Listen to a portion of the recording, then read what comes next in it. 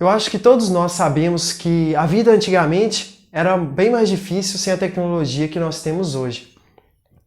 Mas você já parou para imaginar como era a vida dos vendedores de antigamente, que tinham que ir de cidade em cidade para vender suas mercadorias? Não? Então acompanhe aí o vídeo que nós vamos mostrar como era.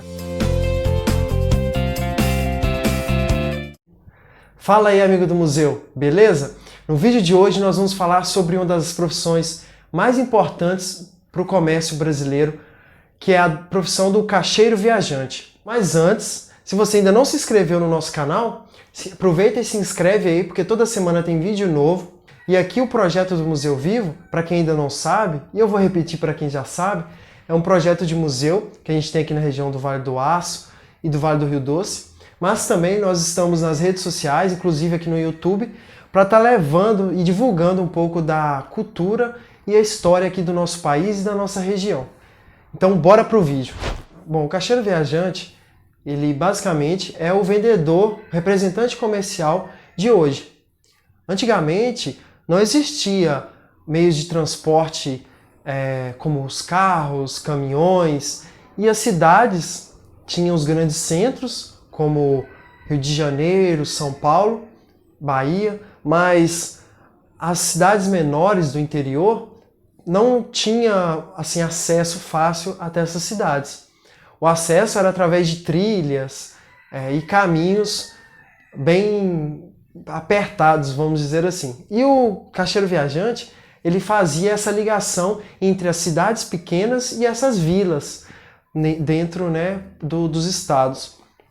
E ele era uma pessoa assim que era, ou de uma certa forma, representava uma empresa que tinha, ele ia, mostrava, levava o catálogo de produtos, levava algumas amostras dos produtos que a empresa que ele representava vendia, ou até mesmo ele tinha sua própria empresa e vendia as suas mercadorias que ele levava com ele montado em animais.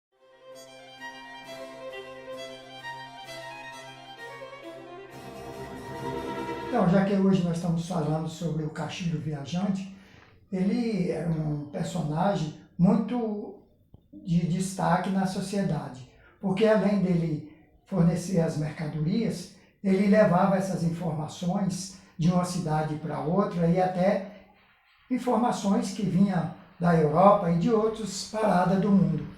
Então, o caixeiro viajante, ele era considerado para alguns clientes de sua extrema confiança. Você, por exemplo, você não comprava com qualquer viajante. Às vezes tinha bastante caixeiro viajante, porém tinha aqueles de mais confiança, que vendiam os produtos melhores e também o que ele ouvia aqui, ele não passava para frente informações negativas.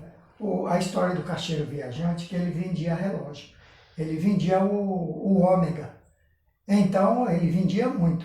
O ômega era um relógio que era fabricado talvez na Suíça, na Europa, e ele vinha para o nosso continente, era muito vendido aqui, era um relógio de bolso. Foi então que ele vendeu para um caixeiro viajante, e o caixeiro viajante revendia os relógios. Mas o caixeiro viajante, ele tinha um relógio pessoal, de uso pessoal. E um dia, ele fazendo uma viagem, quando já de volta das vendas, ele parou para dormir, parou até em uma pensão. E ele amarrou os animais para dar o tempo, para depois soltar o animal quando chegasse a hora certa. E nisso ele foi olhar as horas, ele estava sem o seu relógio. O seu ômega tinha sumido. Ele rompeu a corrente e o relógio caiu e ele, vixe, perdi meu relógio. O que eu fazer agora com meu sem relógio? Até eu voltar em Santos para comprar outro relógio vai ser difícil. Vou ter que terminar a viagem sem relógio. E ele ficou um pouco sentido porque aquele relógio era o companheiro dele de marcar a hora e tal. E ele amarrou o animal e ficou ali, deitado na rede, na frente da pensão até ele dar a hora de soltar o animal no mangueiro. O mangueiro é o local onde o cavalo fica, o burro, para descansar para o outro dia ir trabalhar. Fica num pasto. Então, está amarrado lá em frente à pensão, o animal. E ele deitado na rede, ele escutou, quando já tinha menos barulho e tal no local, ele escutou aquele tic-tac, tic-tac, tic-tac. E parava de novo. Daí a pouco, e ele procurou por tudo quanto é lugar, não via o relógio. Foi então que, né, ele ficou olhando para o animal e tal, e o animal, ele tem uma prática de quando ele descansa um pé, ele levanta o outro e para descansar. E depois vai alternando, vai trocando de um para o outro. E quando o animal levantava uma mão dianteira, ele escutava o barulho com mais frequência, um barulho maior. Chegou ao ponto dele olhar o casco do animal. Quando olhou os pés, nada. Mas quando ele chegou na pata da frente, que onde ele olhou, o relógio estava agarrado na ferradura do animal. Uhum. E ele retirou e ficou muito alegre de ter encontrado o relógio. E quando ele encontrou, ele voltou para Santos. E lá tinha os fornecedores, onde ele comprava para revender. Ele contou a história para o fornecedor dele. O fornecedor dele, por sua vez, quando viajou para a Europa, ele contou essa história na fábrica do relógio Ômega. Foi aí o pessoal achar a história muito interessante, pelo o caixeiro viajante ter recuperado o seu relógio. Uhum. E também não ter estragado. Aquilo foi um símbolo também de bondade, de qualidade no relógio. Uhum. Eles pegaram, colocaram o nome do relógio em homenagem a essa história de Ômega Ferradura. E essas são histórias que as pessoas contam, né? O povo conta, principalmente nós brasileiros. A história, ela é assim, ela é feita por fatos e homens. E depois também, a questão é que você escuta a história de um jeito depois e fala... depois ela às vezes tem algumas pequenas modificações. Cada cliente tinha seu caixeiro viajante de confiança. Por quê? Quando você era caixeiro viajante, você não só vendia a mercadoria para aquela pessoa, você tinha um relacionamento com o seu cliente. Isso era o diferencial deles da época. Uma pessoa que dorme na sua casa, que te visita, que conversa, sabe um pouco da sua vida, não é algo que você pode estar fazendo isso com qualquer pessoa. O cliente tinha que ter essa confiança com o caixeiro viajante. Uma das coisas que ilustra isso, uma história que contam que uma vez tinha duas famílias rivais que se tretavam, na verdade. Um não gostava do outro. E uma vez um caixeiro viajante foi vender roupas naquela região. E o caixeiro viajante, que era costume vender para uma dessas pessoas, não foi, né? Teve um problema, enfim, ele não pôde estar indo na data que ele costumava ir.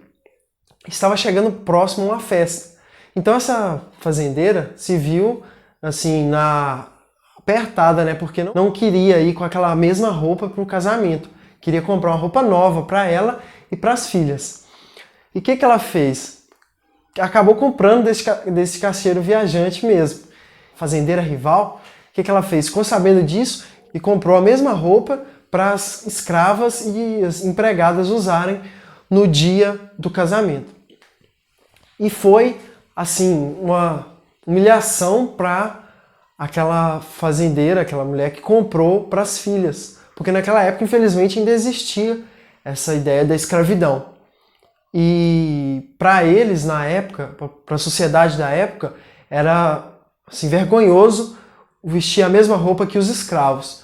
Então, essa é uma história, né, que ilustra bem por que o caixeiro viajante teria que ser uma pessoa de confiança. E também o caixeiro viajante, quando ele vinha né, dos grandes centros com as mercadorias, ele não trazia somente as mercadorias, ele trazia informações que vinham tanto do Brasil inteiro, mas também de fora do país. Muitas das vezes era a única forma de meio, né, de comunicação das pessoas da época, que era o boca a boca. Por quê? Algumas pessoas não tinham rádio, ou o rádio ainda não era disponível aqui no Brasil, não era toda pessoa que poderia ter o rádio. Então as pessoas tinham um caixeiro viajante. Então era comum que depois que ele vendesse, ele também contasse, né, assim, falasse as notícias que aconteciam naquela época. Além de vendedor, ele era um bom veículo de informação. Então isso tudo era usado para ele vender, né? Para mim, o caixeiro viajante passa é o seguinte: muitas vezes os vendedores de hoje, eles negligenciam esse relacionamento com o cliente. Mas o caixeiro viajante, ele mostra que não importa, seja no passado, presente e futuro, o relacionamento vai sempre ser fundamental para a venda, né? Então, essa é a mensagem que eu tiro dessa profissão, né, dessa personagem aqui na história do Brasil. Muitos locais chamam também caixeiro viajante de mascate. Aqui em Minas, a gente, pelo menos até onde eu sei, a gente atribui a caixeiro viajante a um tipo de pessoa e a mascate a outro. O mascate está mais relacionado ao ambulante, ao vendedor, né, de porta em porta. O caixeiro viajante, como eu disse, tem outras peculiaridades, mas algumas regiões conhecem também o caixeiro viajante como mascate, acaba misturando, sendo o mesmo significado. Mas para você que não sabe, um dia for perguntado, caixeiro viajante é o que eu te expliquei, que era aquela pessoa que ia até as pequenas vilas, passava pelas estradas, ia montado no animal, e mascate era como um ambulante de hoje em dia. Basicamente é isso. Bom, uma curiosidade também sobre o caixeiro viajante envolvendo aqui a cultura brasileira. No Rio Grande do Sul, alguns locais que tem a língua alemã, que as pessoas falam ainda o alemão, na época eles conheciam o caixeiro viajante como der Musterreiter, que significa cavaleiro amostruário, que é basicamente o que eram alguns caixeiros viajantes. Eles levavam os mostruários, as peças, para os seus clientes.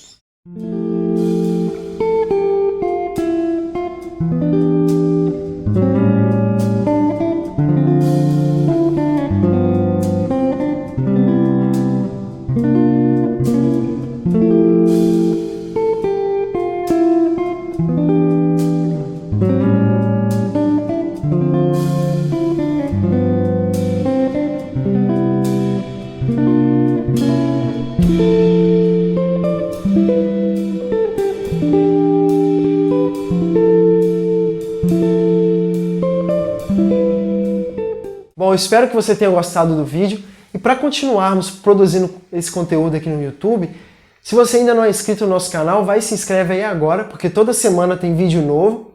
Já vai deixando um like, compartilha para um amigo seu que não sabe dessa história. Quem sabe ele já teve um pai, um parente, ou até um avô que trabalhou como caixeiro viajante.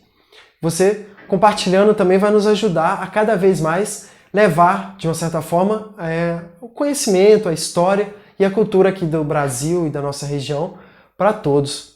O projeto Museu Vivo, além, né, de ser um projeto de museu que a gente está prestes a inaugurar aqui na região do Vale do Aço, é um projeto que a gente quer levar, através do YouTube e de outras redes sociais, a cultura, a educação a todos. Então eu agradeço muito pelo seu apoio, por estar aqui nos assistindo. Então até a próxima. Valeu! Aí, para quem perguntou por que ele sumiu do vídeo, tá aí, ó, o motivo. É claro, também tô cagado de fome.